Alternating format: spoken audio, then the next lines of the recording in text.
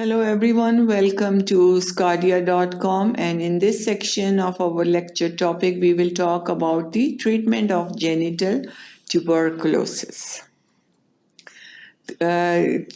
First important is how patient with genital tuberculosis should be approached, or what's the general approach to the patient with tuberculosis. Then we will talk about the different medical treatment of the tuberculosis, and then if there is requirement for the surgery or not.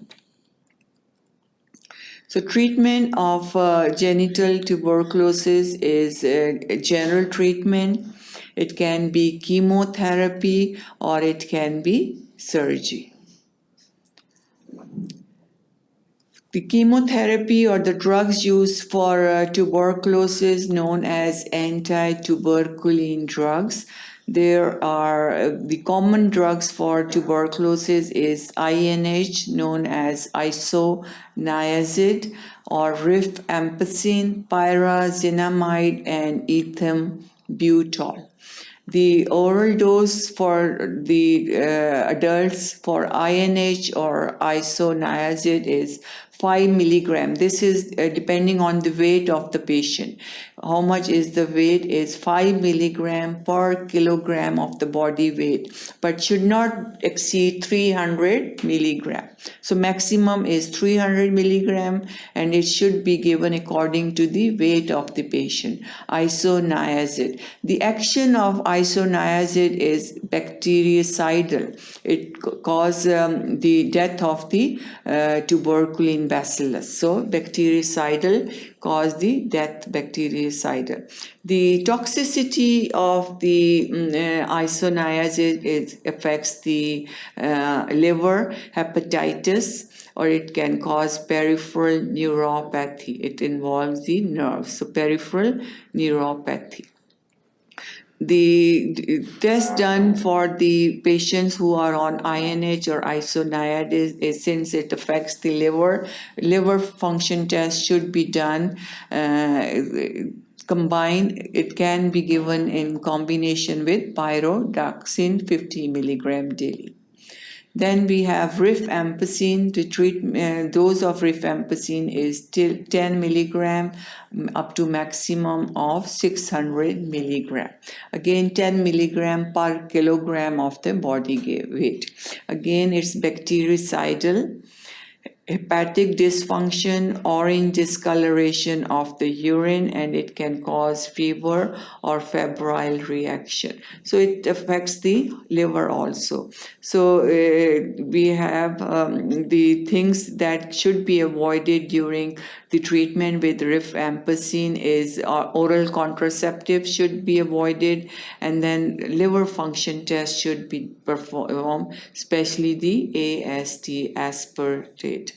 So here AST should be tested regularly.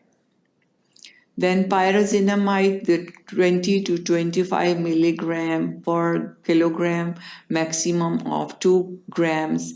Bactericidal, it can affect the cause hepatitis, hyperuricemia. Uric acid level is increased in patient who takes pyrazinamide. So patient might have gout because of high uric acid level in the blood.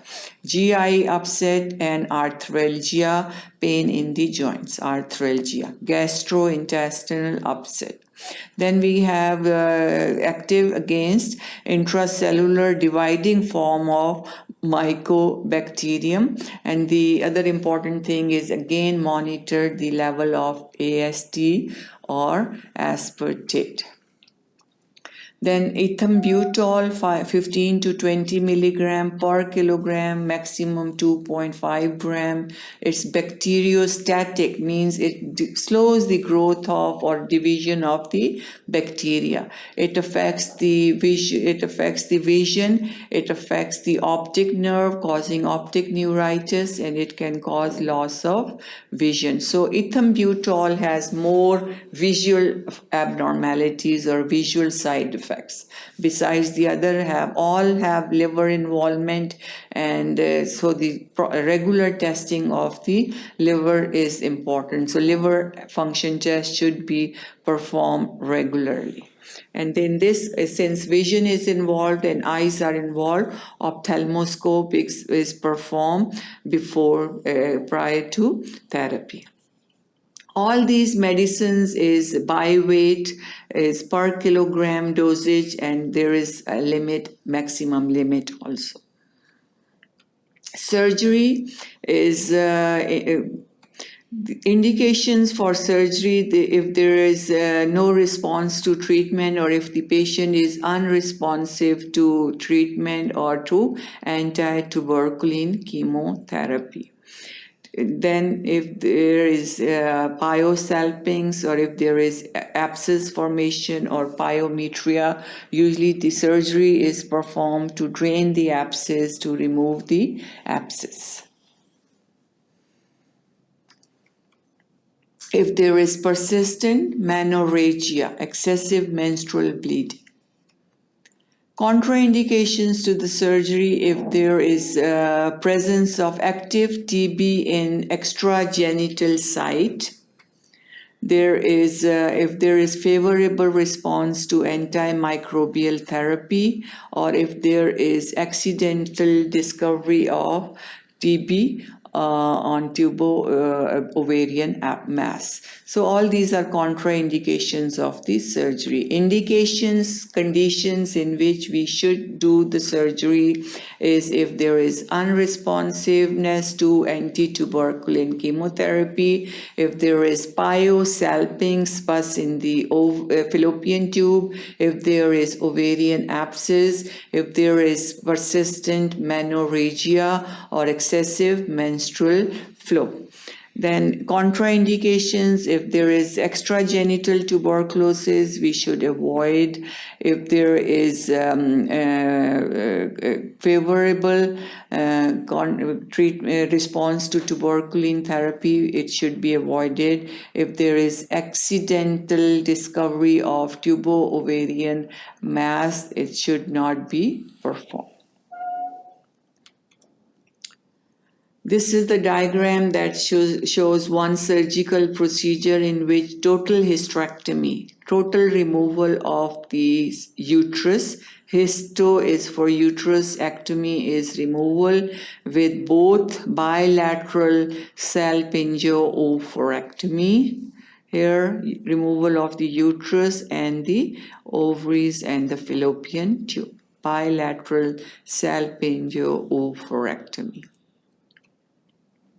Next, what should be the approach to the patient with genital tuberculosis is if there is history and examination, if there is history of patient that gives the idea that patient might have tuberculosis, and on examination also, if there are general symptoms like weakness, malaise, cough, fever, night sweats, all these are giving to the idea that patient might have tuberculosis. Then history, on history, if there is indication that patient might have tuberculosis, then the next step is perform a Montague's test or TB ELISA test. ELISA is enzyme-linked immunosorbent assay testing, and then Montague's test or PPD testing, in which PPD is injected, and after 48 to 72 hours the patient comes back if it's positive or negative. So if positive Montague's test is present, then go for laparohysteroscopy. Laparohysteroscopy, examination of uterus, hysteroscopy. If findings suggestive of tuberculosis, then start with anti-tubercular medicines. If there is no cause on history and examination, no chance of tuberculosis, and then look for other causes of infertility. And then if other causes of infertility are ruled out, then to exclude endometriosis and genital tuberculosis. So all these approaches to the patient depend on if patient has tuberculosis or not, which can be by the Montague's test. If it's positive, go for leprohysteroscopy, and if it is suggestive of tuberculosis, start anti-tuberculin medicines, and if there's negative, then find out the other causes that can cause infertility or that can lead to the symptoms. So that was all about the treatment and approach to the patient. Thank you for watching sqadia.com.